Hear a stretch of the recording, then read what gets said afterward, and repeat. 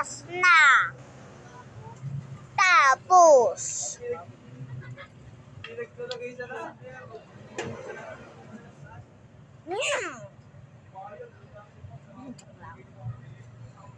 ano pala ang nangyari, no? Isang araw ng gabi.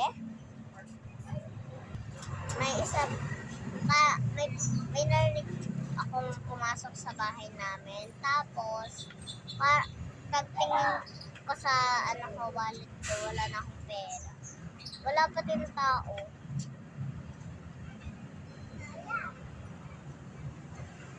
Ganun lang po. Ano pong nangyari?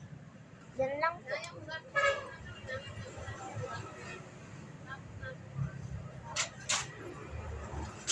Ayan lang po ang balita natin. Pwede ka na palang umalis. Bye-bye! May ads pa to.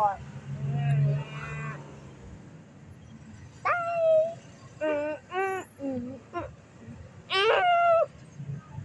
Joke lang. It's just a joke.